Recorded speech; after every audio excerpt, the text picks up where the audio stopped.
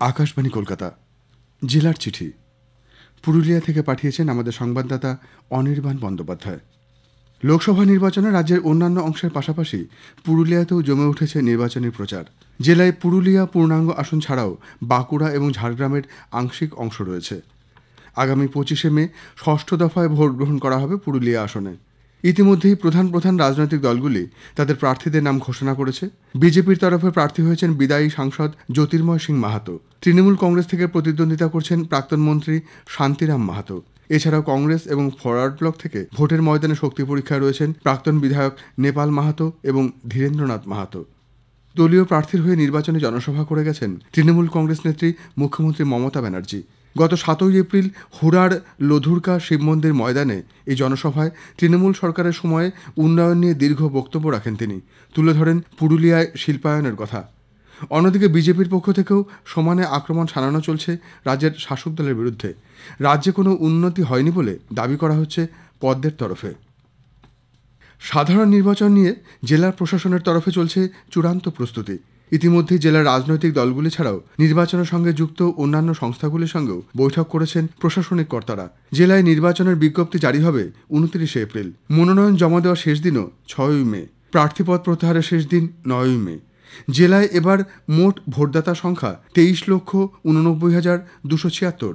এর মধ্যে পুরুষ 12,08,261 জন, মহিলা ভোটদাতা সংখ্যা 11,80,993। তৃতীয় লিঙ্গের ভোটার রয়েছেন 22 জন। জেলায় মোট ভোটগ্রহণ কেন্দ্রের সংখ্যা 2,527। এর মধ্যে মহিলা পরিচালিত ভোটগ্রহণ কেন্দ্র হবে 14টি। দোল উৎসবে এবছর বিপুল সংখ্যক পর্যটক এসেছিলেন পুরুলিয়ায়। পরপর 3 দিন ছুটি পড়ে যাওয়ায় দোলে জেলার প্রতিটি পর্যটক আবাস এবং রিসর্ট ছিল সম্পূর্ণ ভর্তি। জেলার হোমস্টেগুলিতেও বহু মানুষ ঠাঁই নিয়েছিলেন। পুরুলিয়ার পলাশ বনে বনে দাঁড়িয়ে ছবি ও সেলফি তোলার ভিড় দেখা গেছে। জেলা সদর থেকে আরশাগামী রাস্তার ধারে রয়েছে একাধিক পলাশের বন। স্থানীয়রা লাল ও হলুদ পলাশের মালা বিক্রি করেছেন প্রচুর পরিমাণে। 10 টাকা করে তা কিনে পড়েছেন পর্যটকরা। দোলের দিন জেলার পর্যটন ক্ষেত্রগুলিতে এবার সাংস্কৃতিক অনুষ্ঠানের ওপর জোর দিয়েছিলেন রিসর্ট এবং লজ মালিকরা। স্থানীয় শিল্পীদের সাথে সাথে পর্যটকরাও এই অনুষ্ঠানে যোগ দেন। কলকাতার বিভিন্ন নৃত্য সংস্থার সদস্যরাও দোলে নৃত্য পরিবেশন করেন। বসন্তের এই সময়ে পুরুলিয়ার প্রকৃতি মন ভরিয়ে দিয়েছে পর্যটকদের। একই সাথে এই সময়টায় অযোধ্যার পাহাড় এবং জঙ্গলে দেখা মিলেছে বন্য প্রাণেরও। বিশেষ করে আরশার দিকে থাকা গোয়ালিকচা এলাকায় পর্যটকরা দেখতে পেয়েছেন হরিণ এবং ময়ূর।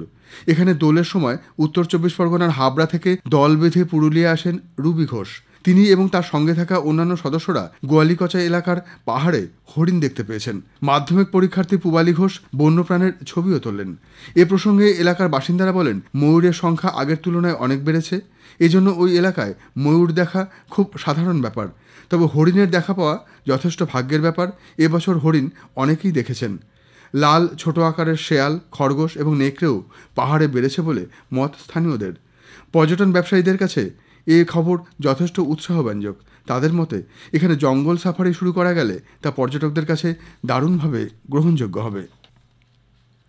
প্রথমবার গ্রিন করিডোর করে পুরুলিয়া জেলায় চিকিৎসা করা হলো এক ক্যান্সার আক্রান্ত রোগিনীর। গত 3রা মার্চ পুরুলিয়া দেবেন মাহাতো মেডিকেল কলেজ হাসপাতালের এক ক্যাম্পাস থেকে আরেক ক্যাম্পাসে গ্রিন করিডোর করে নিয়ে আসা হয় বছর 35-এর এক মহিলাকে। উনি থাইরয়েড ক্যান্সারে আক্রান্ত। সেদিন মেডিকেল কলেজ হাসপাতালে হাতুয়ারা ক্যাম্পাসে থাইরয়েড ক্যান্সারে আক্রান্ত ওই মহিলার অস্ত্রোপচার হয়। প্রায় 3 ঘন্টা অস্ত্রোপচারের পর রোগিনীর জন্য আইসিসিইউ এর প্রয়োজন হয়ে পড়ে।